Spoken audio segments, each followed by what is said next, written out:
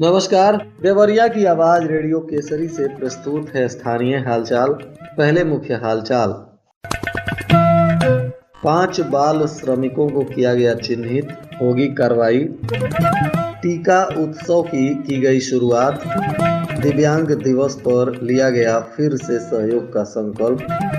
Loud speaker से मुनादी कर मतदाताओं को किया जा रहा है जागरूक। मंद बुद्धि महिला से दुष्कर्म के आरोपी को पुलिस ने किया गिरफ्तार। स्थानीय हालचाल के इस अंक के साथ मैं निकेत मिश्र। अब हालचाल विस्तार से।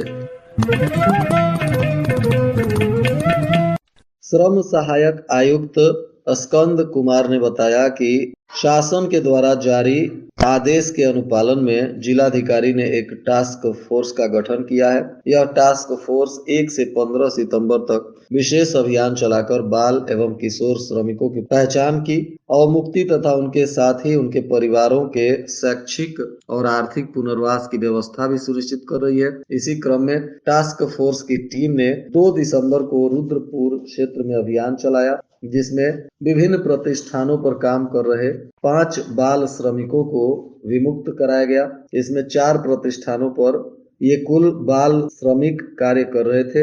इन प्रतिष्ठानों को भी चिन्हित किया गया है और इन पर विधिक कार्रवाई की जाएगी। साथ ही बाल श्रमिकों को विमुक्त कराने के बाद अब विभाग इनके आर्थिक पुनर्वास की व्यवस्था भी सुनिश्चित करेगा। मुख्य चिकित्सा अधिकारी डॉक्टर अनिल कुमार गुप्ता ने बताया कि न्यू पीएचसी सोमनाथ से टीका उत्सव का शुभारंभ किया गया है।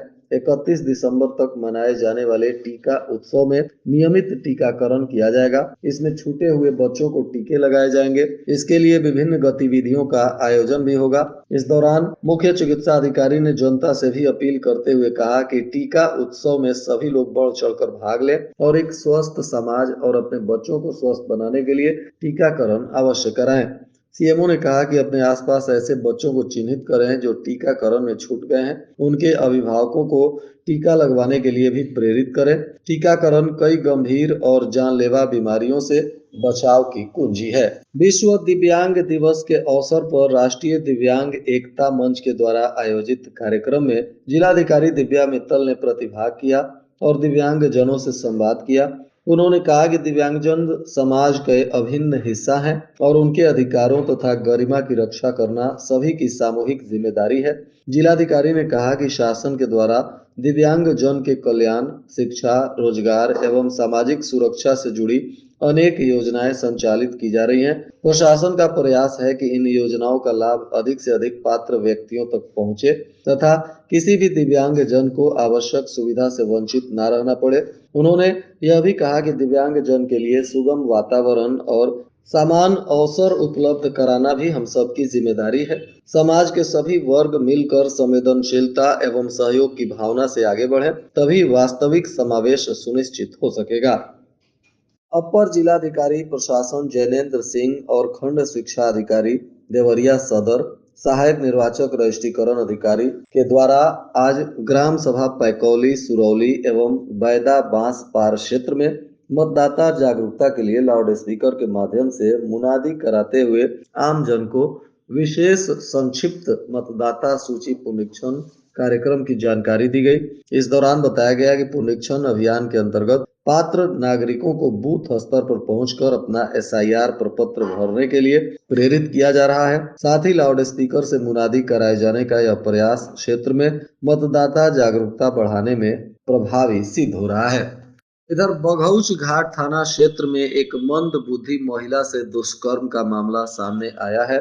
आरोपी ने महिला को गुटखा खिलाने के बहाने अपने साथ ले जाकर इस वारदात को अंजाम दिया।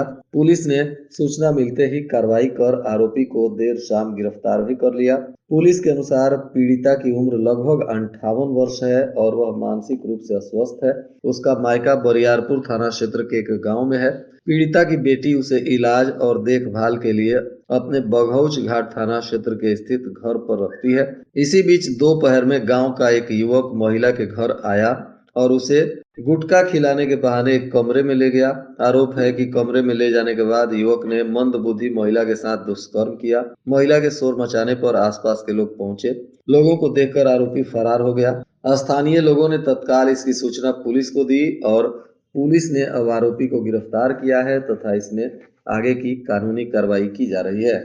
तरकुलवा थाना क्षेत्र के हरपुर निजाम टोला हनुमानगंज निवासी 52 वर्षीय रविंद्र सिंह की सड़क दुर्घटना में मौत हो गई। बताया जा रहा है कि वे रात में कंचनपुर पथरदेवा मुख्य मार्ग पर सड़क पार कर रहे थे, तभी एक अनियंत्रित चरपहिया वाहन ने जोरदार ठोकर मार दिया जिससे इनकी मौत हो गई। घटना के बाद रविंद्र सिंह के परिजनों में कोहराम मच गया। पुलिस ने शव को पोस्टमार्टम कराने के बाद आज परिजनों को सौंप दिया है। देवरिया के नवीन सब्जी मंडी से अगस्त पार मार्ग पर सड़ी हुई सब्जियों और कचरों की दुर्गंध से राहगीर परेशान है। स्थानीय निवासियों का कहना है कि इस रास्ते से गुजरते समय लोगों को अपनी नाक बंद करनी पड़ती है क्योंकि गंदगी और बदबू से जनजीवन दूभर कर दिया है। मंडी के आसपास रोजाना बड़ी मात्रा में सड़ी हुई सब्जियां, छिलके और अन्य कचरों को फेंका जा रहा है। सफाई व्यवस्था के अभाव में यह कचरा खुले में जमा हो रहा है। बारिश या नमी के दिनों में यह तेजी से सड़ता है जिससे कई 100 मीटर तक इसकी दुर्गंध फैल जाती है। इधर सदर कोतवाली के पूर्वा चौराहा पर 22 वर्षीय प्रेम सोनकर के साथ मारपीट की गई। अज्ञात लोगों ने घात लगाकर उस पर हमला कर दिया जिसमें वह गंभीर रूप से जख्मी है और इसका इलाज सरकारी अस्पताल में चल रहा है। बताया जा रहा है कि वह घर से किसी काम को लेकर निकला था, तभी अज्ञात लोगों ने लाठी डंडों से बेरहमी से उसकी पिटाई कर दी जिससे उसके सर पर भी गहरी चोटें आई हैं। पुलिस अब घायल युवक के बयान पर मामले की जाँच कर रही है। इधर ग्राम नोनापार में सरकार की पहले आओ पहले पाओ बिजली बिल छूट योजना के तहत एक शिविर का आयोजन किया गया। इसका उद्देश्य उपभोक्ताओं को बिजली बिल जमा करने और योजना का लाभ उठाने में मदद करना बताया जा रहा है। इस दौरान कैंप में 30 लोगों ने इस योजना का लाभ उठाया। हालांकि सर्वर में तकनीकी खराबी के कारण कुछ उपभोक्ता लाभ से वंचित रह गए। मदनपुर नगर पंचायत के वार्ड नंबर 14 में नाली पूरी तरह से टूट गई है जिससे स्थानीय ग्रामीणों को आवागमन में भारी परेशानी का सामना करना पड़ रहा है। जिम्मेदार अधिकारियों की कथित लापरवाही के कारण यह समस्या बनी हुई है। नाली टूटी होने के कारण गंदा पानी सड़कों पर जमा हो रहा है। इससे न केवल आवागमन बाधित हो रहा है बल्कि गंदगी और बदबू से बीमारियों का खतरा भी बढ़ गया है। खासकर बुजुर्गों और बच्चों को आने जाने में विशेष कठिनाई हो रही है। सलेमपुर में उप जिलाधिकारी दिशा श्रीवास्तव ने तहसील सभागार में एसआईआर के प्रगति की समीक्षा के लिए एक महत्वपूर्ण बैठक की। इसमें तहसीलदार अलका सिंह, नायब तहसीलदार गोपाल जी और सभी सुपरवाइजर तथा एईआरओ उपस्थित रहे। बैठक के दौरान वर्तमान प्रगति, लंबित मामलों की स्थिति, सत्यापन की प्रक्रिया और निर्धारित समय सीमा के भीतर लक्ष्यों को पूरा करने पर विस्तार से चर्चा की गई और अधिकारियों को आवश्यक निर्देश भी दिए गए। इधर देवरिया के वार्ड नंबर 3 मेहड़ा पूर्वा में मतदाता पंजीकरण की समय सीमा 1 सप्ताह बढ़ा दी गई है। सरकार के इस निर्णय से पंजीकरण कार्य में लगे कर्मचारियों और मतदाताओं को बड़ी राहत मिली है। पहले यह कार्य अंतिम चरण में था जिससे कई मतदाताओं के छूट जाने की आशंका थी। समय बढ़ने से अब कोई भी पात्र मतदाता पंजीकरण से वंचित नहीं रहेगा।